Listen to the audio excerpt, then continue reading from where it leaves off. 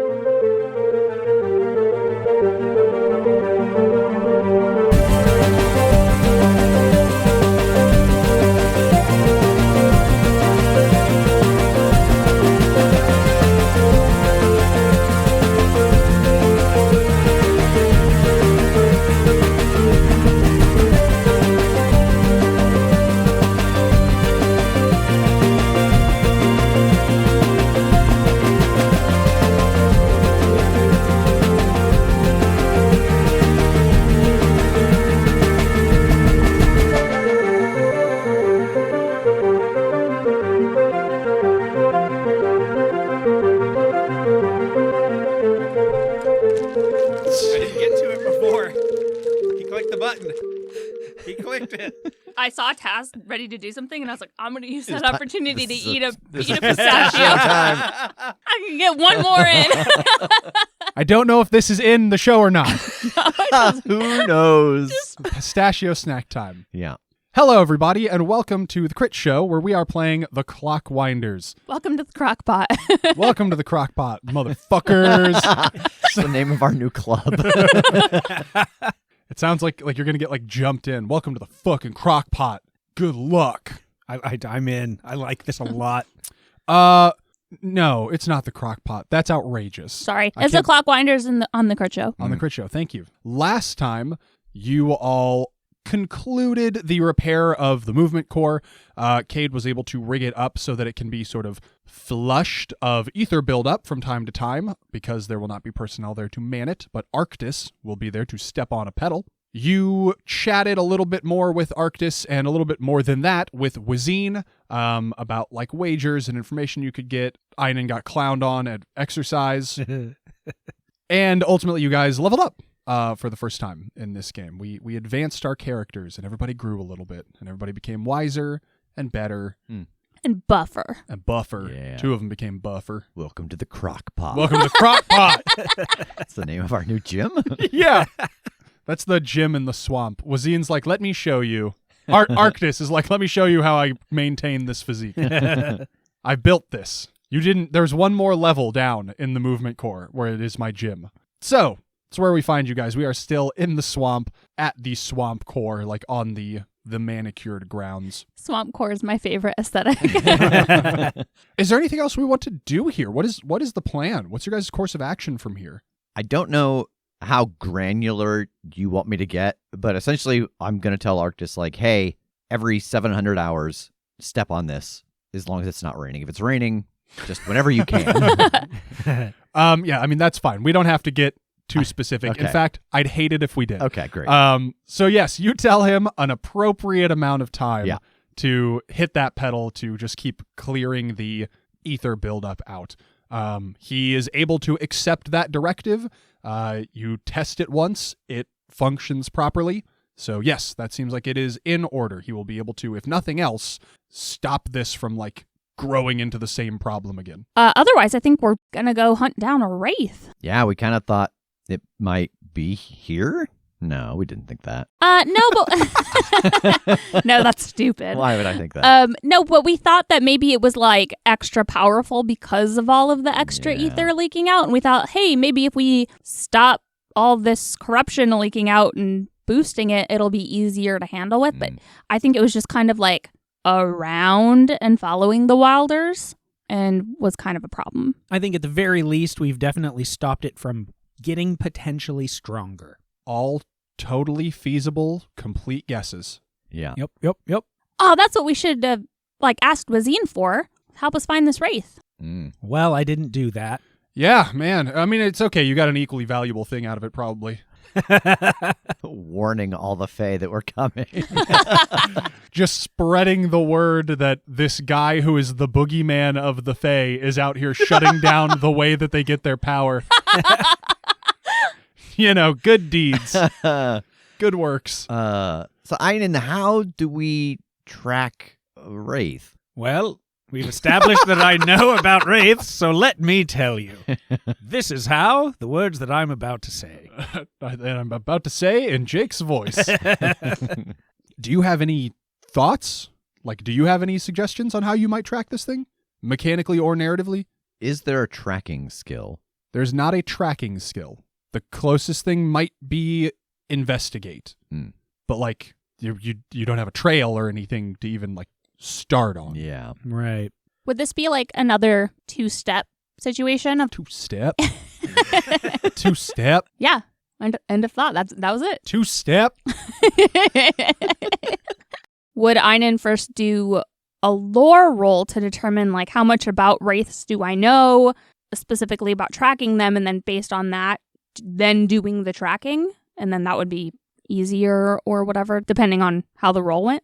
Possibly. Einon has already done some lore rolls on wraiths, so that's part of where I'm caught up. Like, you've learned some stuff about wraiths. Can you just lore again to learn new specific stuff about wraiths, or do we need a new angle for you to be allowed to do that? I mean, I guess whether this is something you already know or we need to decide, I think that just depends on how complex wraith lore is, because, you know, based on the context clues of what I was told, I could suss out that it was a wraith specifically and not a different kind of, like, ghost or spirit. So was that lore just kind of looking at those aspects that he detailed, and that just clued me in on what, and now it would be a new lore for me to, like, dig back through my experiences and go, ooh, like, here's some thoughts on maybe what I've done before or what I've heard about how to track or find one. Like, that would make sense to me, but if there's not a lot to them, then maybe not. Alternatively, investigate is not just, like, your surroundings. He's got journals. He could go back and investigate the things that he had written, because isn't lore, like, what you know, and investigate is finding specific information?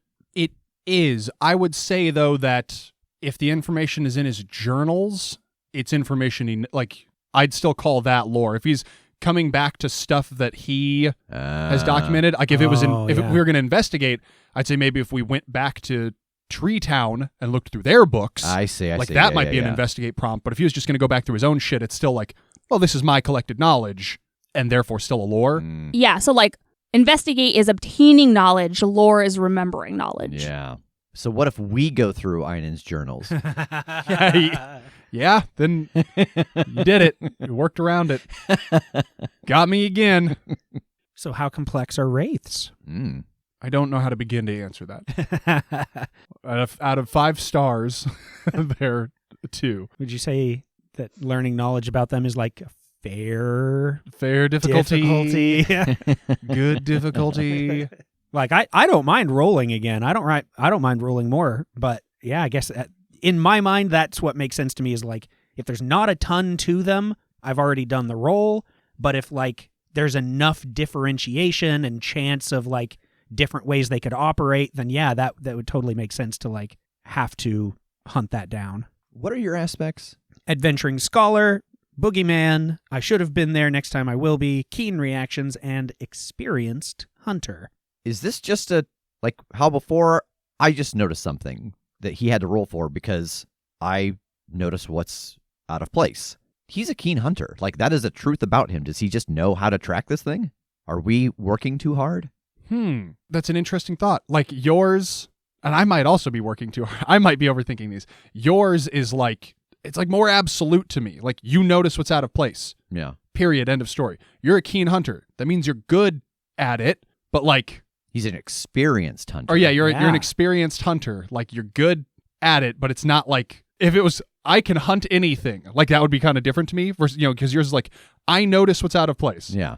There's like some diffusion there in my brain. Like, his is not absolute. Oh, did I not tell you that on the level up when I can shift aspects, it was I can hunt anything? Yeah. Well, because it feels like the difference between if Megan or I were trying to do this, we'd have to do the 2-roll thing of, like... You'd have to do the what? The 2-roll thing. The 2-step roll. 2-step. Yeah, sorry. sorry. The 2-step? 2-step? 2-step? 2-step? I'm going home. No. I just want the 2 of them to do this back and forth for the rest of the episode. Do what? We would have to do that part. and then track it. But he doesn't have to figure out how to track it because he knows, because he is a experienced hunter, not in that he has, and I guess also it depends on like experienced hunter. Do you mean experienced, you've done it a lot, or you've hunted a lot of things? Like that word also colors it. Yeah. I think that's a good point. Like the fact that for us it would be a 2-step process. Yep. But like for him it would only be one. Okay, this makes sense, and I don't want to think about it anymore. Yes, I know how to hunt it. Perfect. I think, Einon, part of this comes from chatting with the Wilders and like recalling what you talked about. Like, you know, they said that like it kind of keeps finding them. Now they're like fuck off a day in advance, like of when they think it's going to catch up to them. That alone tells you where it's probably going to be, because they were dipping. Like they moved out next morning to stay ahead of this thing. So I think you as an experienced hunter know, well, if the prey follows a path and I know where it ought to be on that path, good place to start.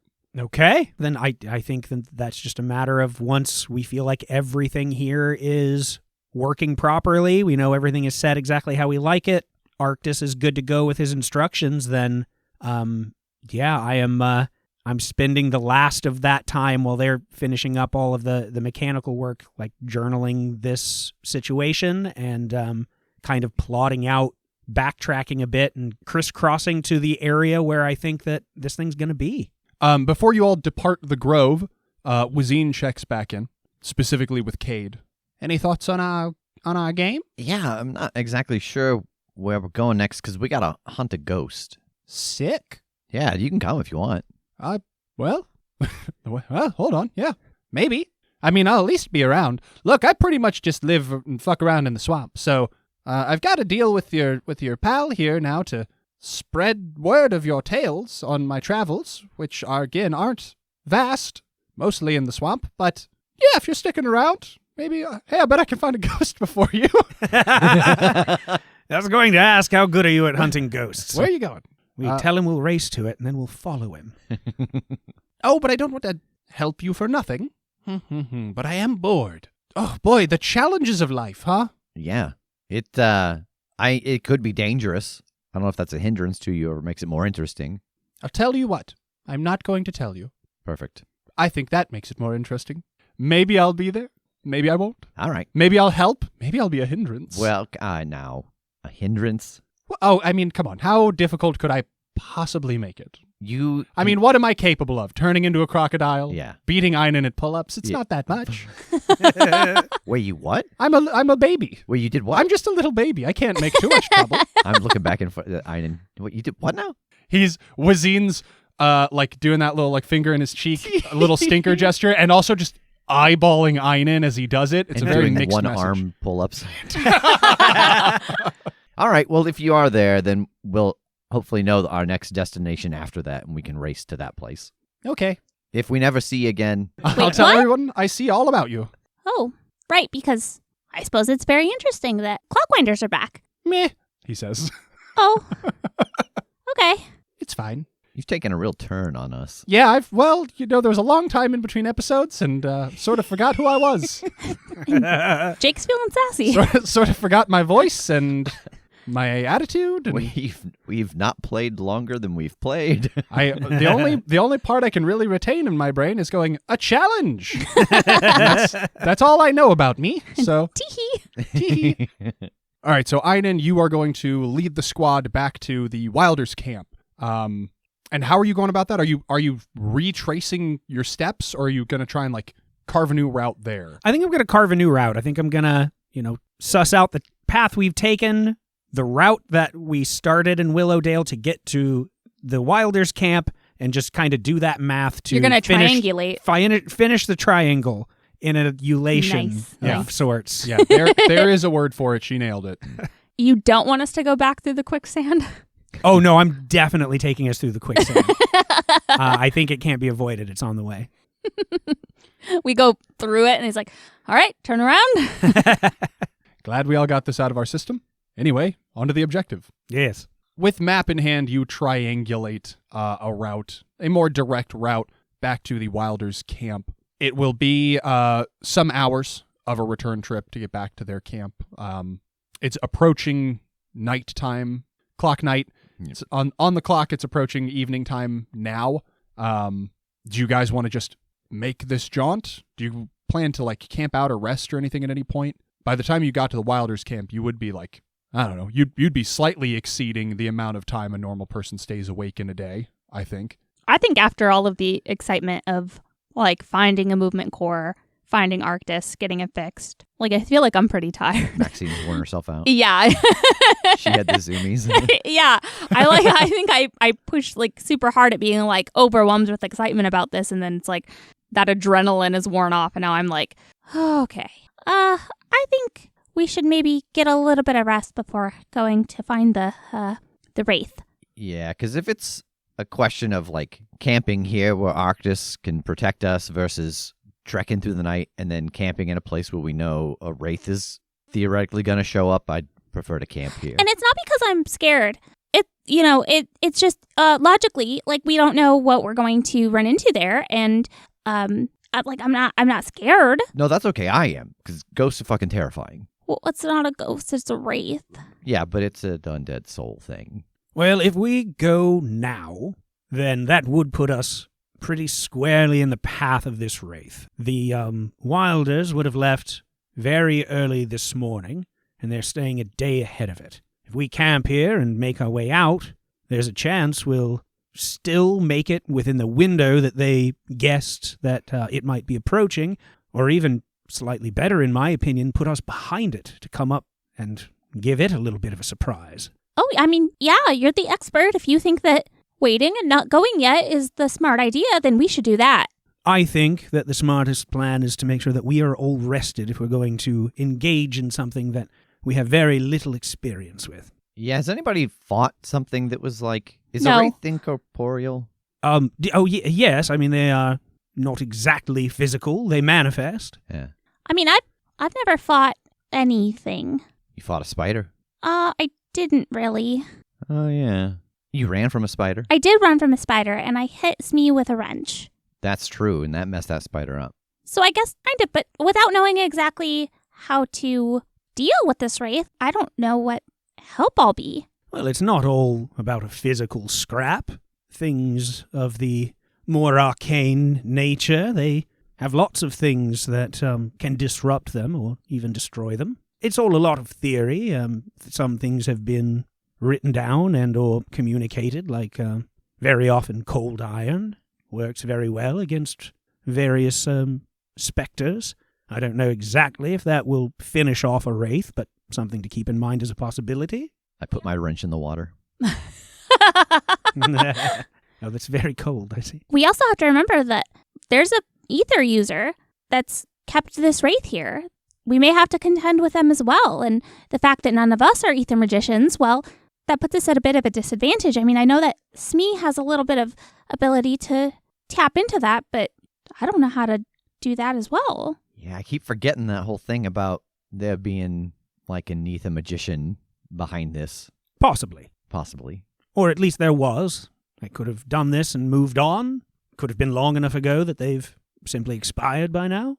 And if they are, for some reason, still around and spurring on this wraith, well, Aether magicians have faces, and I have arrows. If you have taught us one thing, is that if it's got a face, you can shoot it. That's correct. But what if the wraith has a face and you can't shoot it with your arrows? They just go right through. Then we will improvise. I don't think the logic tracks out there, but I think you're right. We can't know until we get there. Well, I'm going to go to sleep then. Yes, my darlings, let's get some rest. Start fresh. Eat fresh. Ads! God, if you were listening to the show and there happened to be a Subway commercial when that break happened, please email me and let me know. Buy a lottery ticket. Yeah. Arctis? Yes, Clockwinder. Would you be so kind as to, watch over and protect us while we're sleeping? Of course. I will be on guard, as I am programmed to be. Thank you very much. I feel obligated to mention, your previous supposition is inaccurate. Oh? In discussing Aether users, you suggested that there are none among your party. That is false. Oh, right. Smee is part of our party. Oh, yeah, Smee can make web. Negative. Though the construct is powered by Aether, it is not an Aether user, as the two of you are. And Arktis gestures at both Maxine and Kade. I tilt my hat up a bit to look at both of them. I look at Kade. I look at Maxine. No, Arktis, I think you're still a little confused. We're just clockwinders, but we're not actually Aether magicians. I cannot speak to your training or your capacity to willfully utilize the Aether.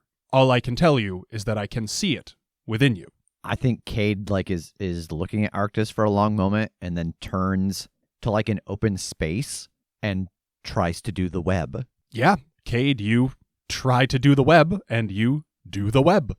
Oh, shit. Arkady, Atwater, no! Well, I'll be damned. Well done, old boy. That's so dangerous! No, What are I you thought doing? it was Smee. I thought Smee was doing it. That makes sense. I don't know why I didn't think of this earlier. I mean, he's a construct. There's no way it would have been him producing that. God, is it have I just been around too much? You hotboxed it. I didn't. I wouldn't. It's so dangerous. I didn't. At least not on purpose. I look at Einon. Why not you? I haven't spent a great deal of time around Aether, really, not until recently. Arktis chimes in again. This world, in its current state, is tainted by Aether, and Aether's properties are unpredictable. Simply by existing in this atmosphere, you may have been corrupted by Aether, irrespective of your acute exposure to it. Corrupted by Aether? And Maxine is just pacing. No. That's not how this works. That's not how this is supposed to work. It's all right. It's going to be all right. I have known many people that have a bit of Aether in them, and if you let it destroy you, corrupt you, bring you to dark acts and corrupt actions, then yes, there's that possibility of danger, but that's true of any sort of power. You, forgive me, are the least adventurous person I've maybe ever met in my life. I don't believe that you're going to let something like this take you any further down a dark path. But that's what so many of them think. Arktis points at Maxine and is nodding. You don't understand, but my grandmother, she had a best friend who was a clockwinder with her, and she started using Aether, and at first it was supposed to be just a way to make the job easier, but it became too much, and it overtook her, and she became an Aether magician and corrupted, and it's awful. And that's a terrible thing. But she did not have us to watch after her. No, but she had my grandmother, and if my grandmother couldn't protect her, I think I'm pacing in a circle. I'm just walking in a circle, back and forth, thinking over all of this. This is bad. This is really bad. Maxine, listen, you didn't know. I didn't know. And the difference between you and me is that, I've intentionally done it because I thought it was Smee doing it, but you've never done anything. No, of course not. That's a fair point. Arktis, can you gauge what she's capable of? No. Just what I'm saying, he didn't say anything. You don't think you're a user. You've never actively used an ability. Just stay there. I'm sidling closer to Arktis and just sort of lean towards him. Can you, though? Can you? Arktis leans very gingerly down towards you. Negative. I'm gonna go to sleep now. Okay. When you wake up, we'll only talk about this if you wanna. No one else here is gonna bring it up. I'm gonna go to sleep now. Yeah, okay. Okay. I'm already shaking. I want to talk about it. Yeah, I'll watch over them for a little bit as everybody hunkers down. I know Arktis is protecting us too, but I think I'm wired about all of this now. This is the stuff I study. I don't have it. I can't employ this. I couldn't if I wanted to. And now realizing that there are people that I can gauge this through just our actions and our journey, I think my mind is reeling too much to get to sleep immediately. Okay. Then, I think we kind of fade out this evening on you sitting there, your thoughts churning. Arktis is just standing stock still, right by you. Big fuck off hammer and metal arm. He's removed his apron and bonnet. But eventually you just, exhaustion overtakes you. You two fall asleep. And you all awake the next clock morn after an appropriate number of hours of sleeping, and Arctis has not budged a bit. He is still just standing there, stock still. And as you wake, he says, "Good morning. There were no threats in the night." Who would have thought that after the other side of the coin, we would move into a world where time and day are even less relevant, less like solidified. Yeah, I'll gather up our stuff and get us ready to start moving. Okay. Good clock morning. Good clock morning. Yes, come along. Okay. We all know it's clock morning. Let's please get moving. This is just what we say. Everyone knows that. It's canon. I love that Tass started this. And then we're trying to keep it going, and he's like, yeah. I know I'm a trendsetter. Let's just go. Great joke. I already did it. Let's move on. I will offer to shake Arctis's hand. Which one? Whichever one he will put forward when I offer mine. I love that you're scrolling as if somewhere in the I was just setting it's like He Arctis shakes it with only this shakes hand. hands with the I was just verifying that the extra arm is on the left and the right arm is the one that's like a flesh arm. So, Okay. And it's the side that only has one arm. So yeah, he shakes your hand normal, right? All right. He shakes your hand normal style as opposed to like side saddle or Reverse cowgirl. He shakes your hand reverse cowgirl. he just turns around. Turns around, like bends over and reaches between his own legs.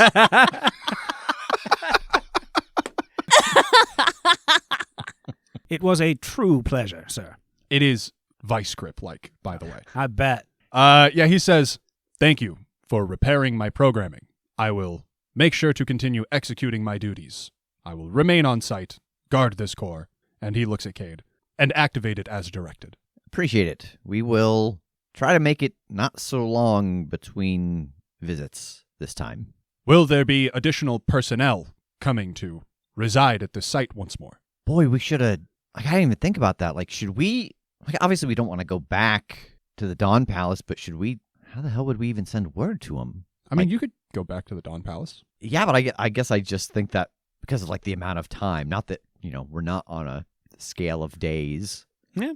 That maybe we should go back. Maybe. I mean, we could always look at the maps again and decide, like, is there something kind of closer to that area? If we go back, like, what is the next best step from there? Or we could even maybe take care of the wraith, hit Willowdale since it's close, and like ask or hire somebody to send a message. Oh, or maybe be they've a got runner. like a messenger. Yeah. Yeah. Okay. But yeah, like we absolutely should be like, hey, this place is clear. Like, send some of the indoor crew to be outdoor crew. Yeah, or Make sure even they get a guide because the swamp is dangerous. Yeah, I'm thinking about like how do we rebuild the tracks and everything? Like get somebody out to reroute and find better spots. Like just literally, we gotta keep this stuff up. So we need to start. It's going to be a long-term thing, but we got to start figuring out how to rebuild outposts and reset tracks and do all that. But either way, wraith first. Yeah, let's live through that, and then it'll be our problem to figure out what we do from there. Take it one clock day at a time. All right. And next. Smash cut. Hours later, you are all approaching the, I was going to say bush encircled, because it's technically true, but it sounds inappropriate. Yeah, it was like a hedge enclosure. What is that called? Like a duck blind almost. Oh. Yeah, like a big duck blind. Yeah. You approach the duck blind that was the Wilders camp. As you get close, I mean, you guys saw them leave, so you have no reason to believe that, like, they are present. What is your approach? I think just even generally along the way, I am kind of reminding them what we already know, that if the thing is getting close, there's that possibility of this feeling of like dread and feeling uneasy. And I think I'm trying to dance around the news we just got about them and be like, I know, people are already feeling uneasy because we're in the swamp and there's dangers and whatever, but like try to keep in mind that like unnatural like hackles up on your neck, and that's going to be our biggest indicator that we're very close. All right. Why don't you give me an overcome roll with notice? I think this isn't going to be too tough. Like, the area, kind of what you're looking for. The thing that you're tracking. So I think you're just trying to beat a 2. Okay. That's a 7. Good God. Okay. So you will also gain a boost out of this. You notice a strange pattern. Not exactly the right word. Consistency, almost. There's something off about the fog round here. You know that they described this thing as like, it is the fog. It like materializes out of the fog. Somehow those two things are intertwined. You can tell that as you had predicted, you're behind it. It has already passed through this area. And from the path that this fog is weird in, it seems like it's heading in the direction of Willowdale. I stop everyone's movement here and take in all of the odd patterns in the fog, and just I want to gather them up close. It does seem like we're behind it. Oh, perfect. Yes, it's between us and Willowdale at the moment. Wait, like it's going to Willowdale? Seems that way. Oh, no. Yes, I wonder if the presence of that town and the amount of people there have diverted its attention with the Wilders moving on so early. Or maybe the person who's controlling it is there, and they're calling it back. That is a possibility. Oh, no, oh, no. Okay, so what do we do? It's my inclination to sneak up on the bastard and figure out how we can take it out before it ever reaches the town. Okay. We're going to have to try to move as quickly as we can, but also as quietly as we can. As we get closer, don't forget, you're going to start feeling an unnatural sense of unease. Are we sure it's not here right now? Because I definitely feel an unnatural sense of unease. Are you sure you don't always feel it? No, this isn't an always feeling. The first time? Not the first time, but Okay. right now. Yeah. Why? What are you saying? I'm just saying that might be not the wraith, unless there's a wraith following you I like whip around. every other day since I met you.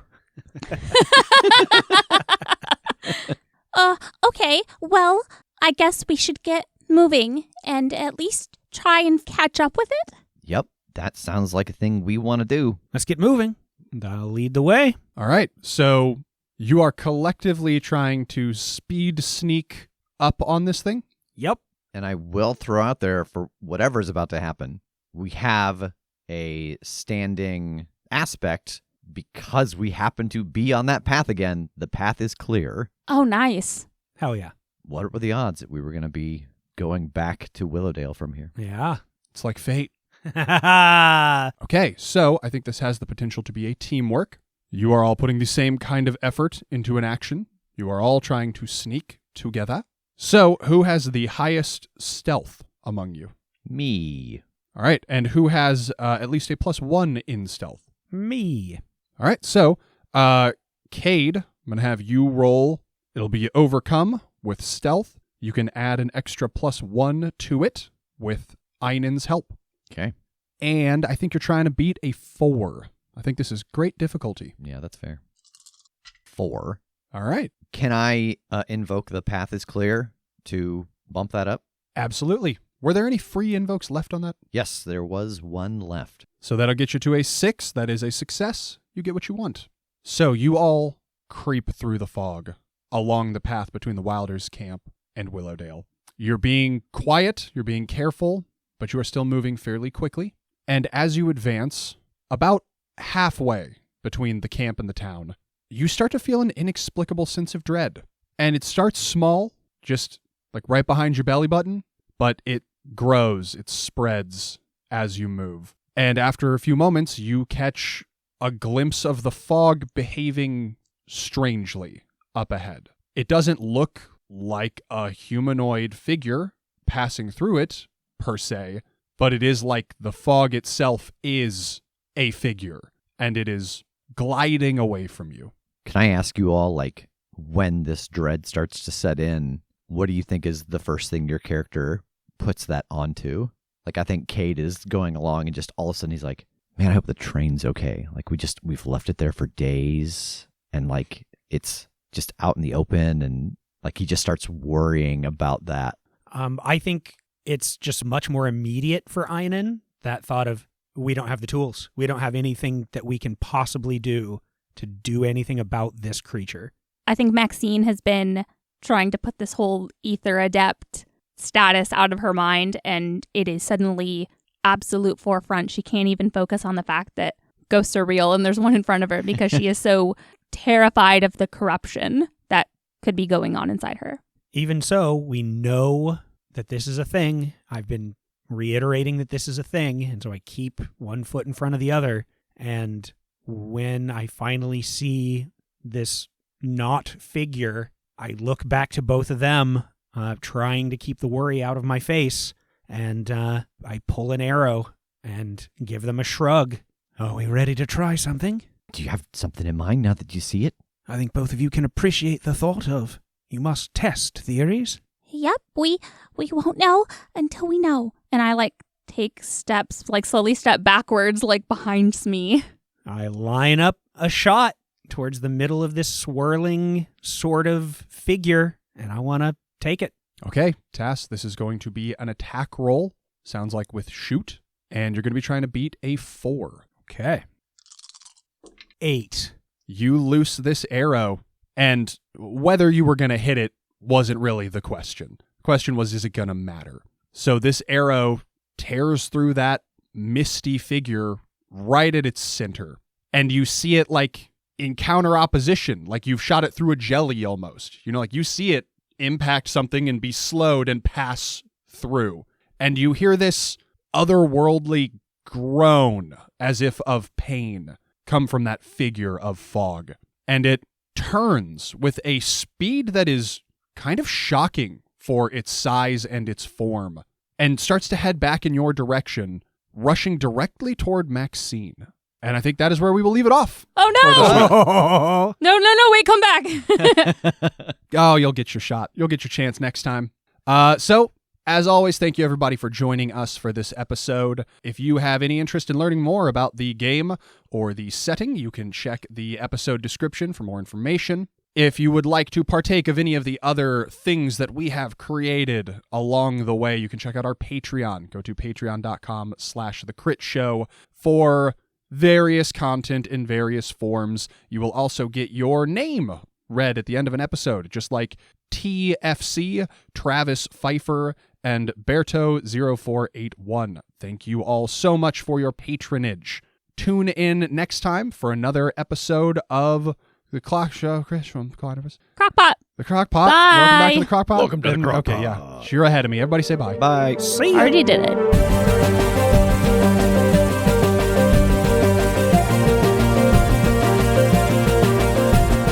The Crit Show is a Critshow Studios production, edited and produced by Brandon Wentz, with music by Jake Purley.